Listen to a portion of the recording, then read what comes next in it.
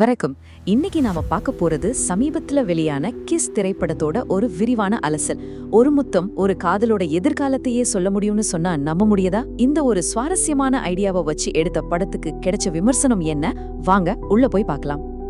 படத்தோட ஒட்டுமொத்த கதையுமே இந்த ஒரு கேள்விக்குள்ளதான் அடங்கியிருக்கு. ஒரே ஒரு முத்தம், அது ஒரு ரிலேஷன்ஷிப்போட ஃபியூச்சரையே டிசைட் பண்ண முடியுமா? கேட்கவே ரொம்ப இன்ட்ரெஸ்டிங்கா இருக்குல்ல? இந்த ஒரு வரிய மையமா வச்சுதான் ஒரு முழு ஃபேண்டசி ரொமான்டிக் காமெடியே உருவாக்கியிருக்காங்க. சோ படத்தோட கான்செப்ட் இதுதான். நம்ம ஹீரோக்கு ஒரு மேஜிக் புக் கிடைக்குது. அதுக்கப்புறம் யார் கிஸ் பண்ணிக்கிட்டாலும் அவங்களோட எதிர்காலம் ஹீரோ கண்ணுக்கு ஒரு ஸ்பார்க் மாதிரி தெரியுது. ஆனா இங்கதான் ஒரு பெரிய சிக்கலே இருக்கு. அவரு பாக்குற முக்காவாசி எதிர்காலம் பிரேக்கப்லயும் சோகத்துல தான் முடியுது.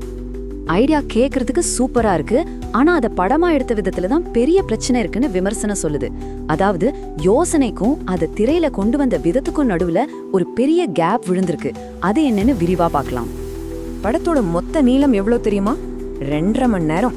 யோசிச்சு பாருங்க, ஒரு ஃபேண்டசி ரொமான்டிக் காமெடிக்கு இது ரொம்பவே அதிகம். இந்த நீளம் தான் படத்தோட முதல் பெரிய மைனஸா பார்க்கப்படுது. விமர்சகரோட நேரடியான கருத்து இதுதான். அதாவது 2.5 மணி நேரத்துக்கு ஒரு படத்தை இழுக்கிற அளவுக்கு அதுல வலுவான கதை இல்ல. இதனால படம் தேவையில்லாம ரொம்ப நீளமா போற மாதிரி ஒரு ஃபீல் கொடுக்குது. குறிப்பா ஃபர்ஸ்ட் ஹாஃப் ரொம்பவே மெதுவா நகருதுன்னு சொல்றாங்க.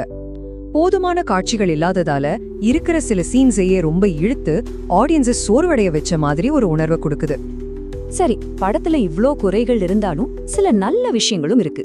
விமர்சகர்கள் பாராட்டின அந்த ஆறுதலான விஷயங்கள் என்னென்னு இப்ப பார்க்கலாம். முதல்ல காமெடிய சொல்லியே ஆகணும். ஆர்ஜே விஜய் மற்றும் விடிவி கணேஷ் இவங்களோட காமெடி நல்லாவே ஒர்க் அவுட் ஆயிருக்கு.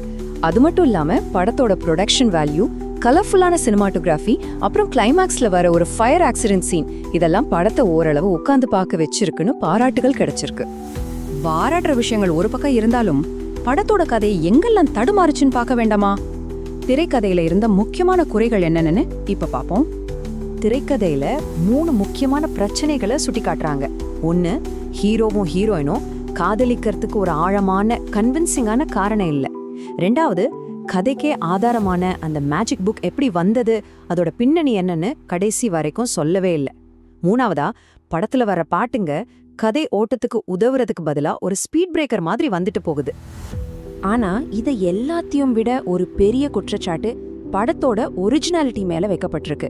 படத்தோட கிளைமேக்ஸ் ஒரு பழைய தமிழ் படத்தோட காட்சியை அப்படியே காப்பி அடிச்ச மாதிரி இருக்குன்னு விமர்சகர் சொல்றாரு. அது எந்த படம்னு பார்க்கலாமா? இப்ப நீங்க பாக்குற இந்த ஒப்பீட பாருங்க. கிஸ் படத்தோட கிளைமேக்ஸ்ல வர ஹீரோ அப்பாவோட பிளாஷ்பேக் 1997ல வந்த ஆஹா படத்துல ரகுவரன் நடிச்ச ஒரு பிளாஷ்பேக் காட்சியோட அச்சசலா ஒத்து போகுதுன்னு விமர்சகர் ரொம்ப தெளிவா சுட்டி காட்டுறார். சரி, இப்போ இதுவரைக்கும் பார்த்த நல்லது கெட்டது எல்லாத்தையும் வச்சு விமர்சகரோட இறுதி முடிவுக்கு வருவோம். இதுதான் படத்தோட ஃபைனல் வேர்டிக்ட். சுத்தி வளைக்காம சொல்லணும்னா இது ஒரு மெதுவான, ரொம்ப நீளமான, கடைசியில ஒரு ஆவரேஜான படம். இதுதான் ஒட்டுமொத்த கருத்தா இருக்கு. சிம்பிளா சொல்ல போனா இதுதான் விஷயம்.